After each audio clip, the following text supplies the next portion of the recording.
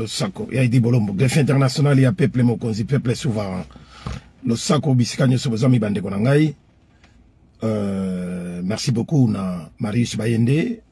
Merci beaucoup na Bokechua Yambo, prophète de la nation, général de Gaulle. Merci beaucoup na commandant Isso, il y a Eunice Bange. Merci beaucoup na Mama Mongala, ya Brigitte Mongala. Merci beaucoup na Maserati Kipavita, Déboulonné, ya Maman Déboulonné TV.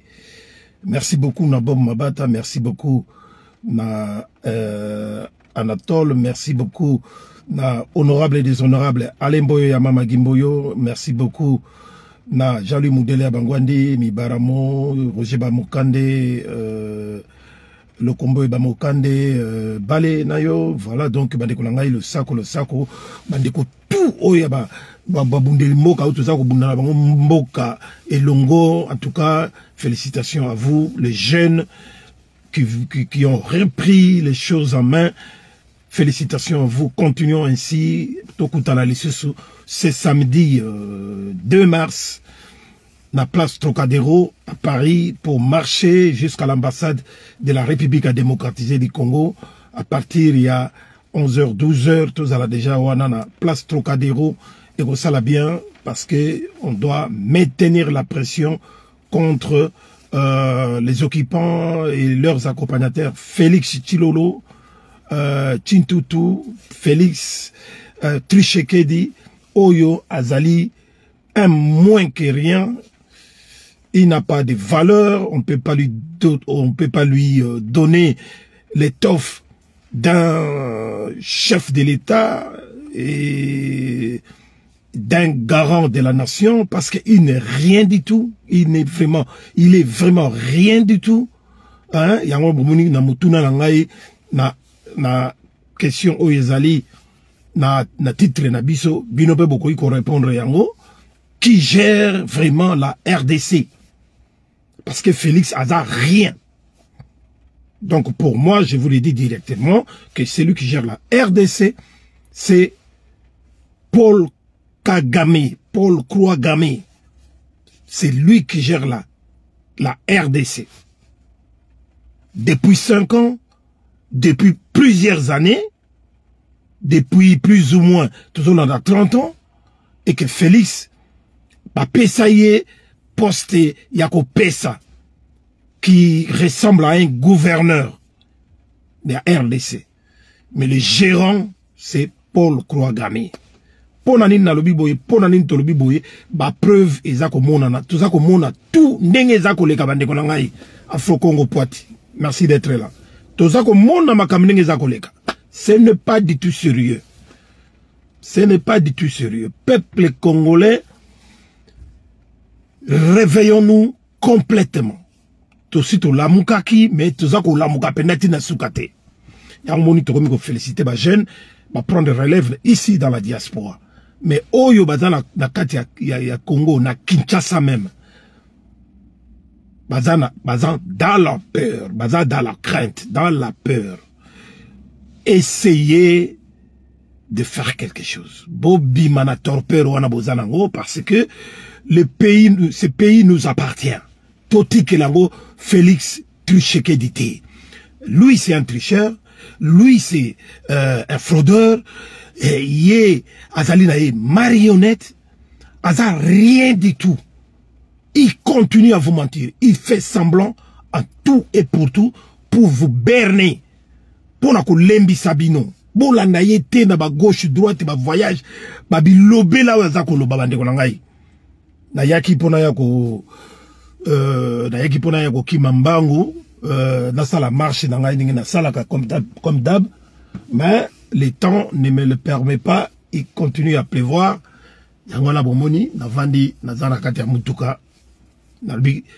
Na utiko tala nini na utiko tala video moko awa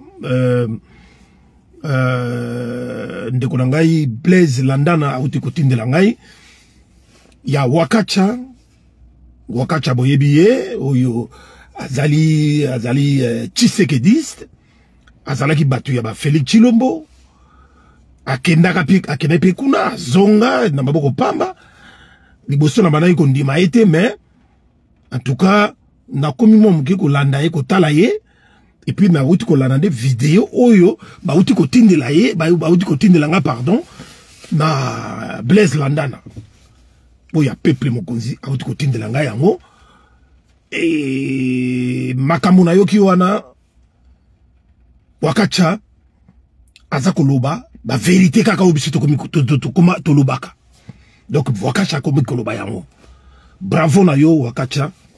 En tout cas, tikala kaka la ligne wana oyo ozanango parce que oza ko représenter à travers maloba na yo, à travers musala oza ko sala na bitumba oyo quelque part oza ko sauver une partie ya bandeko na biso ya baloba. Bato na biso bandeko na biso baloba bazana ko bunga. Lokola petit frère wana oyo sali na ye émission lelo ndenge na landi bino ye azana nous pour la position te ayebanité loko ni na lingi parce que il continue à parler sur la défense sur la défensive azana nous ko jouer dans la défensive. Il y a Koluka ko protéger Félix Tshisekedi oyo azako bomabiso oyo azako affaiblir Congo na niveau oyo que nanu e salamate na mokili. Voilà donc émission dans l'année émission dans bango mais lui il est par contre il joue la défensive pour couvrir un peu son soi-disant chef de l'État.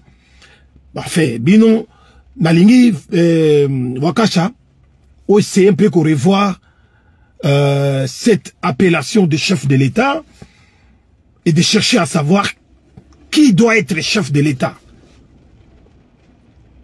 En dehors d'être président de la République. Parce que c'est vraiment des choses différentes. C'est vraiment des choses différentes.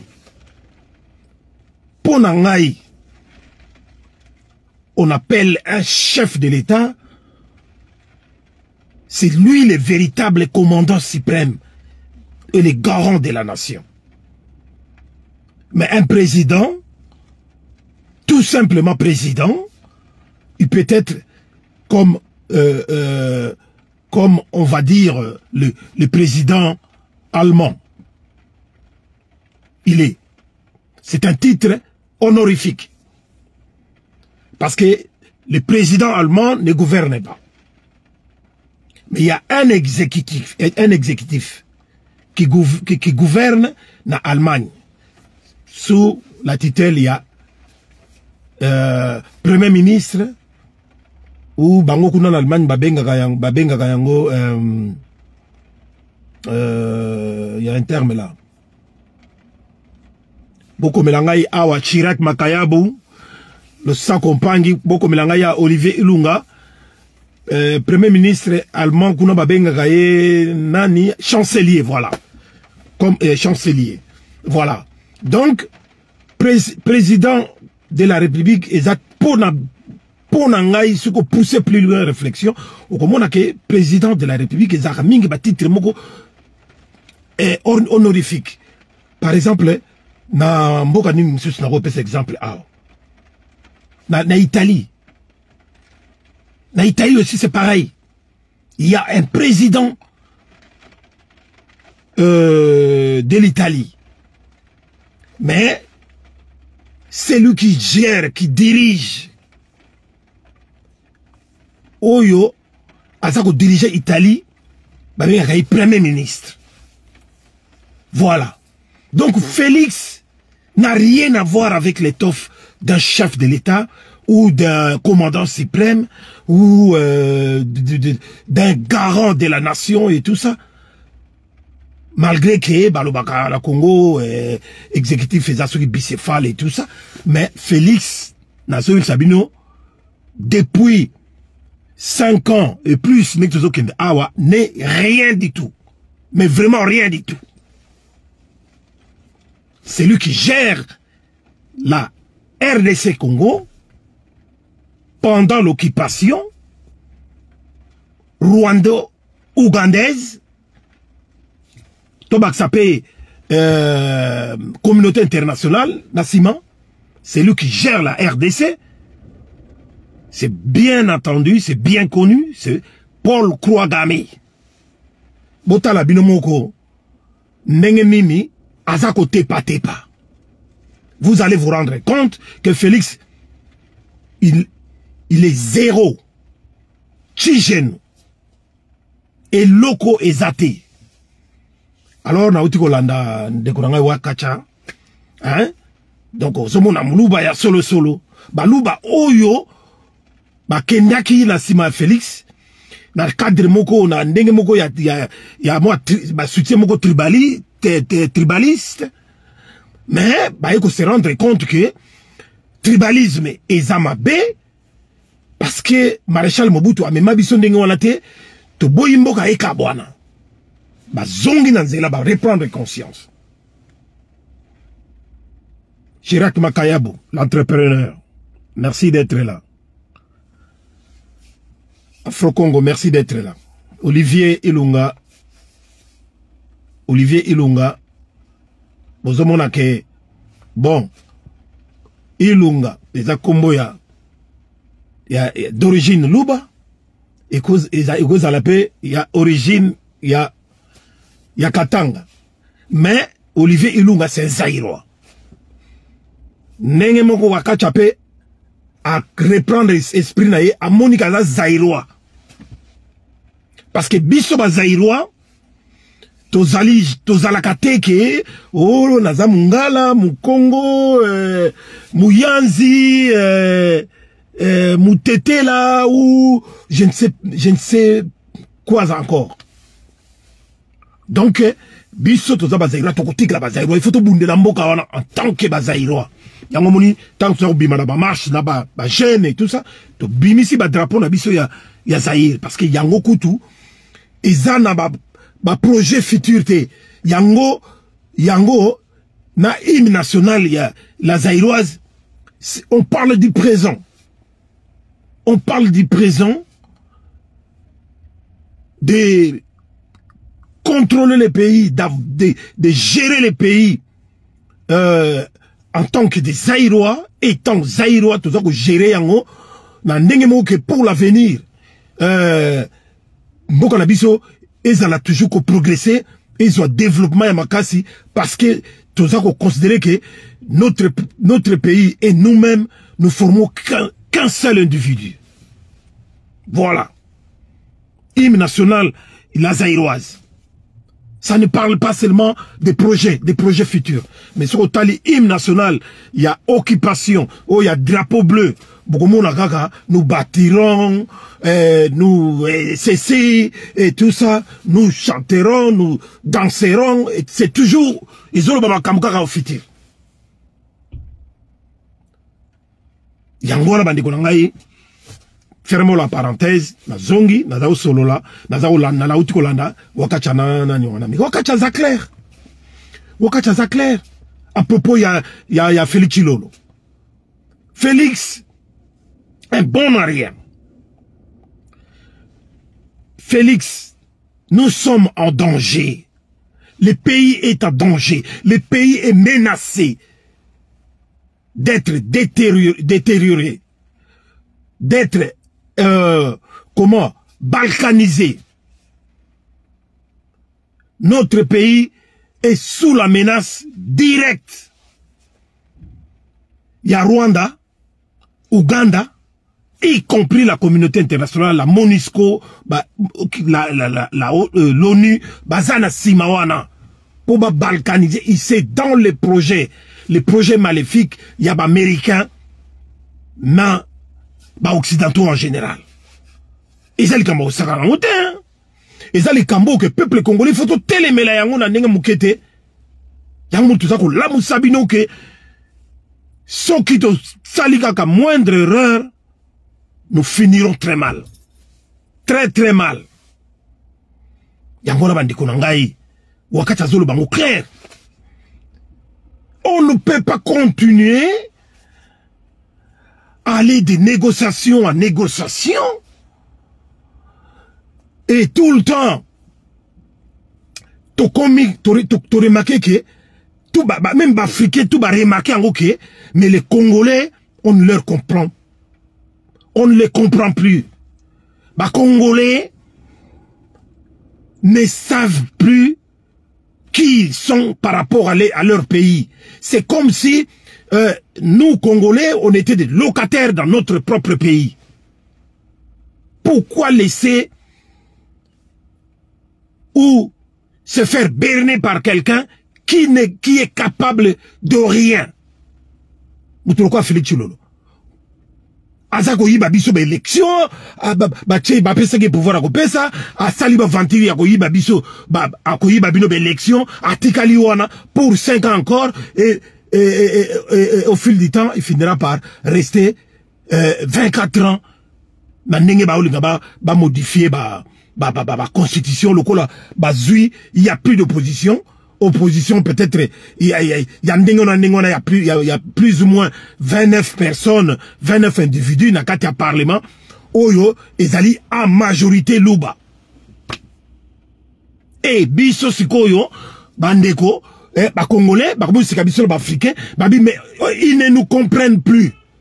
Comment tozali ko se faire berner tout le monde Félix Tshilolo bazomona ba faille à Félix Tshilolo nenge azoko ko défendre mabele na été na peuple na été sous la coupole il y a Paul Kagame, il y a Rwanda qui est un tout petit pays de rien du tout et que biso sikoto lo baka makamunyo chaque fois to lo baka il faut se référer à la Paul Kagame qui nous fait peur, qui fait peur au peuple congolais. Ça commence à déborder ça. Ça commence à vraiment déborder. Peuple congolais, où êtes-vous? Yangouana Bozomona, Wakachalobi, mais Félix ne se rend pas compte que ba Congolais Moussoussou, ba Komikola Nanga, Nanga Oyo a s'allié na M23, ba Congolais, ba Komikola Comme il s'associe à M23 pour nous dire Félix, mais Félix ne comprend pas.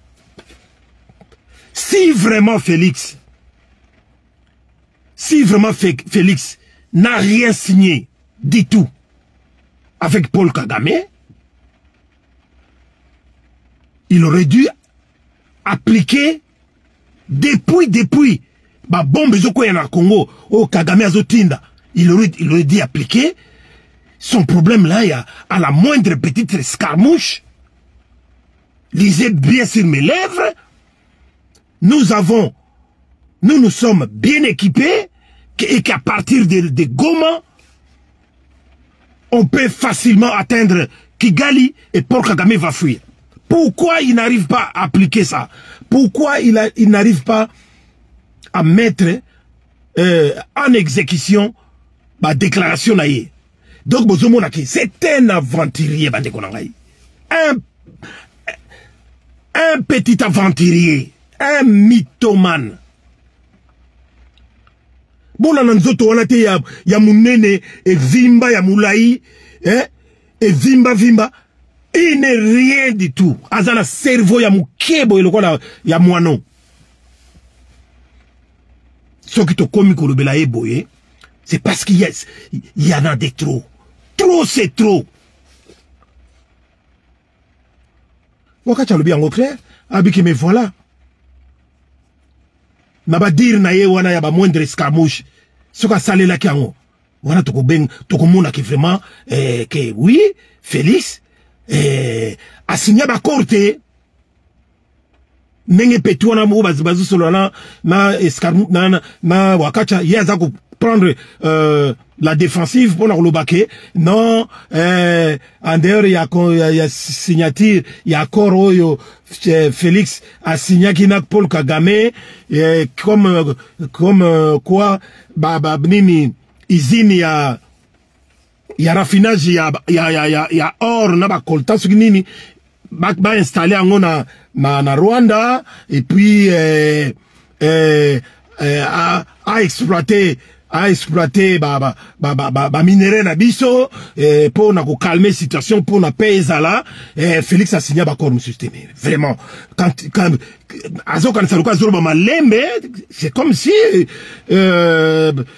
koloba malembe wana ndezo laksa que aza sérieux bato ba zoyer de quelqu'un de plus intelligent que les autres mais non il se trompe c'est clair makambo c'est clair. Félix Azola tsana bino ala tsana peuple na mokili mobimba ba tutu ba comprendre ngoke azako banga abanga Paul Kagame na ndenga mokete parce que yebi pourquoi azako banga po asigna ba bisinya signa en plus il y a ba corps o ezala ki signé na ba époque ya Hippolyte Kanambe Kabila ba Laurent Désiré Kabila ba corps ya Bakor cadre ya Addis Abeba. Oye lobby ke il faut qu'on reconnaître Banyamulenge M23 comme étant des Congolais. Oye lobby ke Mimi comment c'est quoi encore que Banyamulenge M23 Rwando Rwandais ya Rwanda kota na kata ba institution na biso kota na kata ba institution incorporer bango na FARDC réinsérer bango na espace politique congolais donc biloko wana tout nenge ba signaki et puis kozwa susu ba corps o ya lemera o lingolo o ba kenati na point lobaki nini les sols et les sous-sols, il y a mboko na biso Zaïre appartient à l'alliance AFDL machin et tout ça n'appartient pas à un individu mais appartient à l'alliance et tout que Félix a signé le côté non Ouakas bien que Azo reconnaîtront que Félix a signé d'autres accords, en plus des accords que je viens de vous le dire là. Félix a signé, accord mogo supplémentaire, complémentaire et tout, na Paul Kagame. Avant Mbappé, ça y est, pouvoir sans pouvoir, avant Mbappé, comme étiquette, entre guillemets, soi-disant président ya Congo, na 2019. Na ba juillet 2019 a signé ba makambo ye ayebi yango ke akoki ko se dérober na ngote et puis biso pe na itolobaka ba sala epé ba makambo moko Félix Chilolo oyo ke oyo tu zo ba information ke babimisa na mwana ya muke ya mwasi ya 8 ans kata ye parti na imisusu intime na makambu mona mutaka na ye mwana ye malata yebi ba secret ba makambu kilikili. Donc Félix ne peut rien faire d'autre sans avoir demandé l'autorisation à Paul Kagame.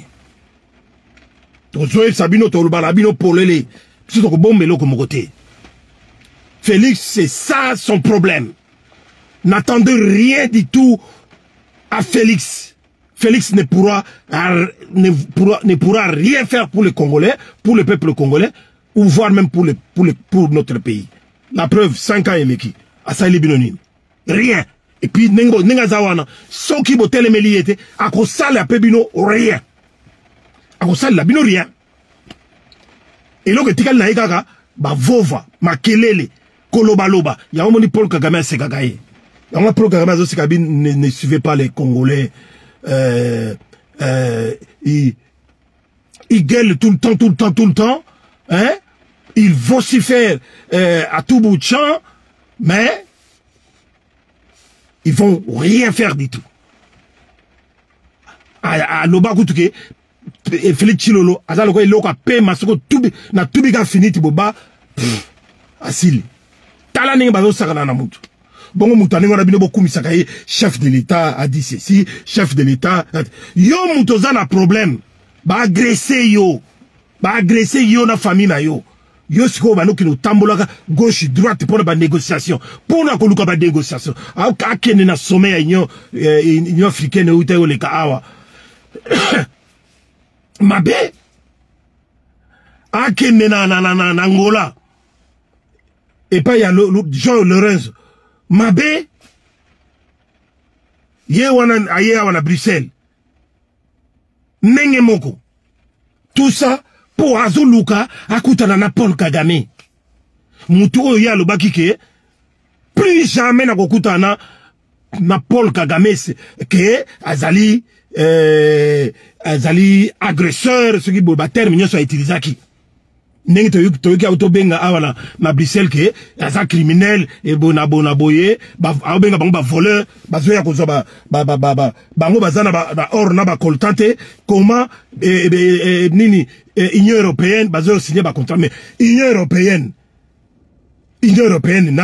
na États-Unis d'Amérique baza batumoko c'est ce qu'on appelle la communauté internationale faisant partie bango batu bazali sima. Il y a balkanisation, les autres Congo. Et Paul Kagame est là comme le gérant, en même temps gérant, en même temps fossoyeur, en même temps criminel, congolais, pour l'intérêt, il y a des occidentaux. Si vous ne le savez pas, ceux qui ont la caboche na yo, pardon, Félix Lolo, Oyebi Yango, mais je pense qu'Oyebi Yango. Mais comme toi, tu avais besoin uniquement avec ton orgueil familial, Oyebo Zalaganango, le la papa na yo, Azalai Koko, Makamute pas comme à niveau wana, Yona Mama na malata, Bonimi, Mabele Nabiso et Tekama, Peuple Nabiso, ba pour chasser, a comme un locataire na kata Mabele na Imoko, mais yo na mama na yo malata ozwa étoffe wana ya soi-disant président de la République. Ozwa kaka moi étoffe wana sans être chef de l'État ou véritablement commandant suprême ya armée congolaise. Donc bino mosebe na bino kaka na matuvu na végétarien et puis na moyibi ambongo point barre tika botika okosa batu mais to comme si bino na suka 5 ans oyo yuti koleka mwana mbuka on nous a bourré les oreilles nos oreilles sifflent à cause ya constamment à cause ya ba bourrage wana ya mwana mbuka à cause de vous ba talibans.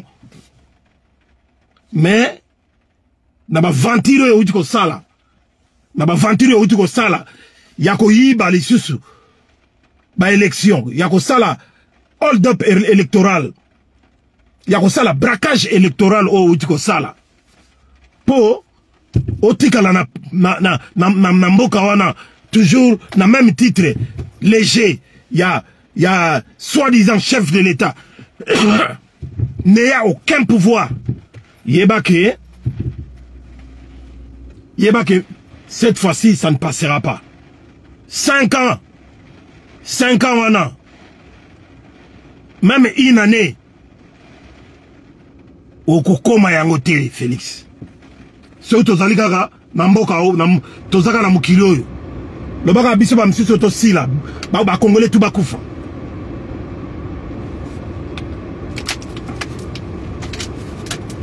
Excusez-moi, je suis un petit peu en colère, mais c'est comme ça. Donc, biso sikoyo, tolobi tokolobanayo kakaboye, tokenenayo kakaboye. Donc, Wakasha, je suis d'accord avec toi. Et c'est vrai que lui, Félix, il signe sans arrêt. Nous, on avait dit ça depuis plus de 5 ans. Peuple Mokonzi, on le disait que Félix avait signé des documents sans même pas regarder. Et il en demandait encore plus. Donnez-moi, il y a encore autre chose à signer. Il a signé sans se rendre compte de ce qu'il faisait. Pour lui, le plus important, c'était de devenir un soi-disant petit président de la RDC et qui pouvait voyager partout dans le monde avec ces titres-là. Et voilà, pour dire que voilà, moi si Moulouba, Balobaki Balouba, Baokoma, Watengana Komi, et tout ça. Maintenant, il est là. Déjà, moi je lui fais ces défis. Olingaki, Otikalawana.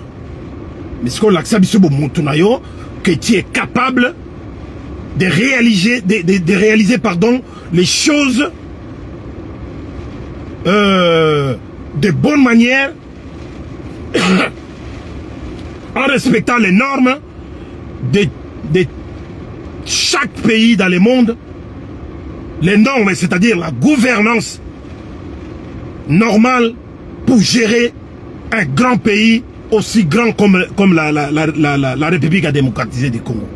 Total, parce que comme on déjà, bien que tu as la majorité absolue comme tout dictateur, mais toi tu n'es qu'un petit dictateur, comme il tâtonner les sous pour la gouvernement, il y a occupation pour la gérer Mbokawana. Parce qu'on y a dit que Bazako contrôle, Bazako talayo, na Paul Kagame et les Tutsi Power. Bazako talayo, makamini ni roko sala. Et maintenant tu commences tu te cherches, comme on a orientation politique et de comment vous allez faire pour gérer les choses, pour comment commencer à travailler. Donc, Bandegonangai, Biso yotomona clair, toko lâcher prise. N'essaye surtout pas de venir manipuler la diaspora,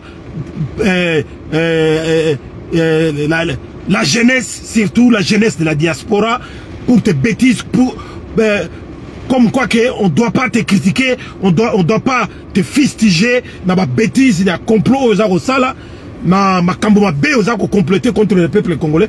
Là, tu te trompes. Là, tu te trompes. Avec nous, ça ne va pas passer. Donc, tu mobiliser le peuple, tu as peuple, la jeunesse, partout, pour la relaxer. Tu es parmi les gens qui nous tuent.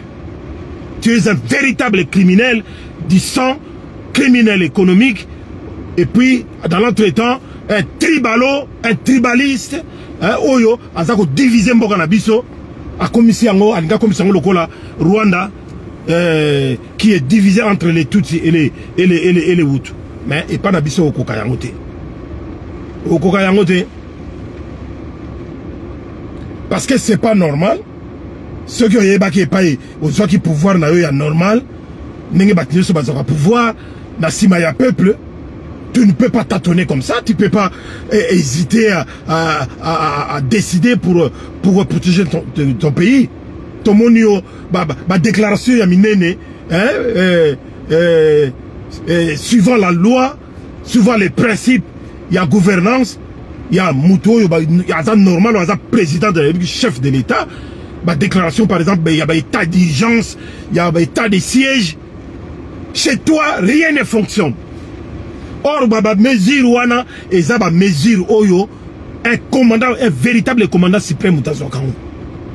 Un véritable chef de l'État Moutazokango.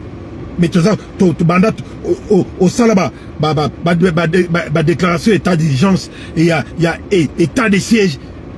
État de siège, na yokutu. Kagame a botolibiso na M23, a botolibiso, Bunagana, Masisi, Ruchuru, et Bamboka, tout. Et Tikana Zasukoyo, Nani Goma. Bon, qui chef de l'État, Oyo, Bino Bozo Benga, Yawap.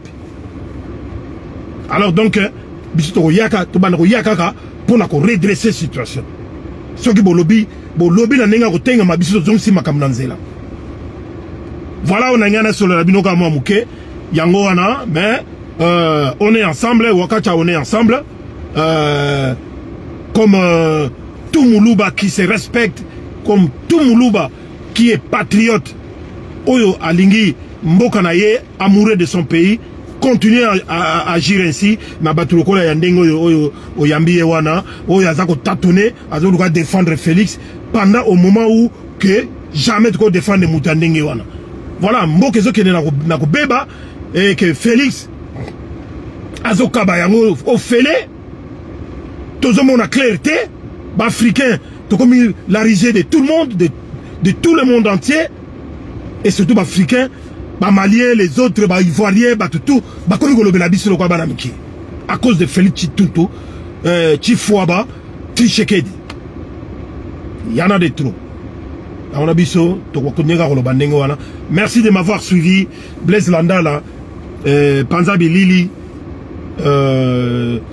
grâce to mana diamant na Jimania TV Panza Bilili bandiko na ngai tout autres à ensemble na bitumba oyo en tout cas je vous remercie d'avance Ize matumona Ize lo sakonayo donc voilà sans oublier maman Béatrice Lokwa en direct qu'il y a Eindhoven le sakonayo et puis bon papi Papi Nzonzo gouverneur le sakonayo et puis Mbote Nabino Batigno Sobolaningai en tout cas ceux qui wana pour l'instant partagez les directs si vous voulez bien Tokomi Mbalasima c'était votre serviteur humble serviteur Edi Bolombo défi international il y a peuple mokonzi peuple souverain toujours na musala wo boza ko pesa biso nde yangona ezo pesa biso makasi ya koloba ya ko telemela bana kin en tout cas bozo mona ndenge na diaspora tozako sala tozako booster bino réveillez-vous complètement sortez de votre torpeur il est temps d'agir bolanda ba politicien te parce que ba politicien bomoni nzela ba memi bino na esika ba komi il y a plus d'opposition bango tout bavanda calme il y a rien du tout seule opposition efficace ezali biso bandeko na bino ya diaspora ne tozako telema et puis peuple ne opposition bo sala musala ya opposition na place ya ba politicien bo telema bo tumba ba institution nyonso ya mboka eza suna tina moko te tokotonga tosala misu sima bo tumba bo benga na Félix Tshilolo c'est lui le danger public c'est lui le plus mauvais yem tazo teka mboka soyons clairs yem tazo teka mboka yem tazo sala du n'importe quoi pona kobomisa peuple congolais pona ba occidentaux à complicité na ba Rwanda Ougandais ba boto na biso mabele ingeta on est ensemble Tokomi Mbalasima. Ciao. Partagez les directs s'il vous plaît. Steve Malungwene à Steve Kabola Bilili. Merci beaucoup. Ingeta.